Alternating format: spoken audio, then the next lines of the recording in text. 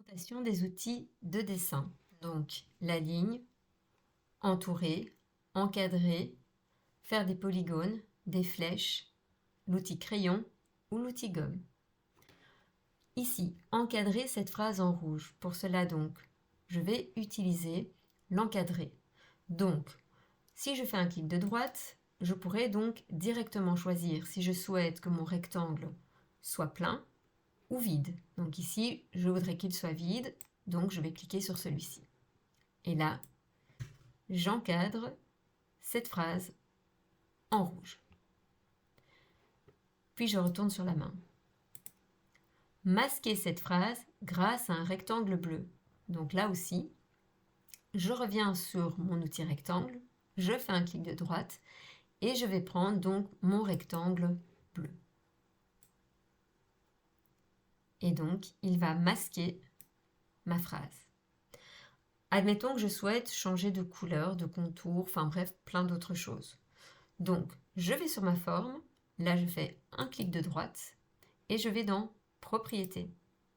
Ici, on voit donc qu'il y aura la couleur à l'intérieur, donc la couleur de remplissage, que je peux modifier en cliquant à gauche. Donc, je peux mettre en vert, voilà, dans n'importe quelle couleur. Et puis, on va également avoir la couleur du trait, donc du bord. Et donc là, par exemple, je pourrais remettre en noir ou en tout ce que je veux. Voilà. Admettons que ici, je souhaiterais quand même voir légèrement ma phrase à travers. Donc pour cela, de nouveau, je clique dessus. Et là, je vais devoir aller dans Opacité. Donc, je clique ici sur la petite flèche et je vais, disons, vers 60%. Et là, on voit que ma phrase va réapparaître légèrement derrière mon rectangle.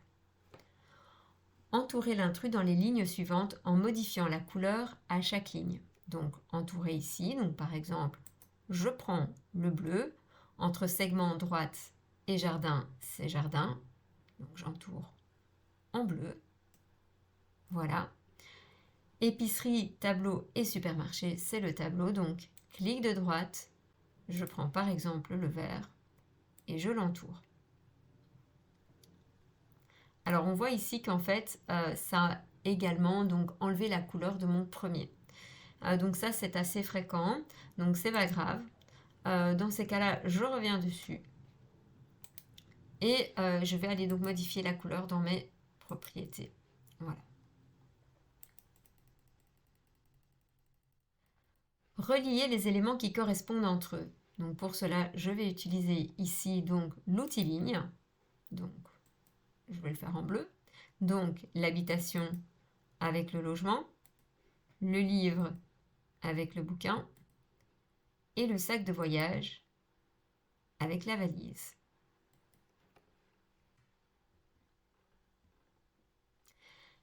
Tracer une maison au mur jaune et avec un toit noir.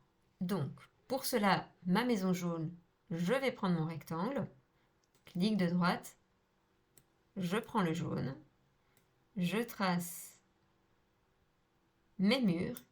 Ensuite, je voudrais un toit noir. Et bien, dans ce cas, je vais plutôt utiliser un polygone. Alors, pourquoi le polygone? Parce qu'effectivement, dans le polygone, on peut faire un triangle, on va pouvoir faire un carré, on va pouvoir faire un pentagone, enfin bref, on va pouvoir faire à peu près tous les polygones que l'on souhaite. Donc, je vais prendre cet outil-ci, sauf que je veux qu'il soit noir.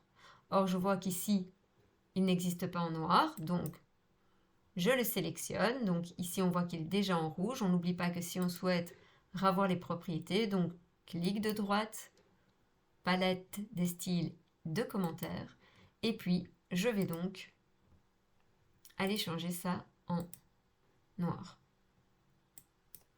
Voilà.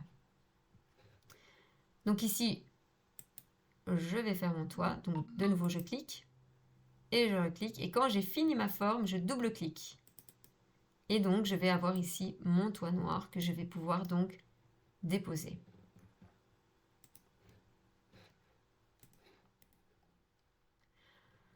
Colorier la maison avec 4 couleurs différentes. Donc ici, soit comme on a quand même des formes assez géométriques, je peux utiliser effectivement certains outils ici. Je pourrais également, si je le souhaite, utiliser mon outil crayon. Dans ces cas-là, on voit qu'il y a différents tracés. Donc par exemple ici, je vais avoir les tracés donc fins, je vais avoir plutôt le tracé du style fluo. Et donc de nouveau, soit je vais dans le palette des styles, donc je vais avoir la petite fenêtre ici, ou alors ben, tout simplement, si j'ai envie, je ne sais pas, de faire ma maison en jaune, enfin ou plutôt ma cheminée en jaune, voilà, je vais faire comme ça, en maintenant bien mon clic de gauche enfoncé. Voilà.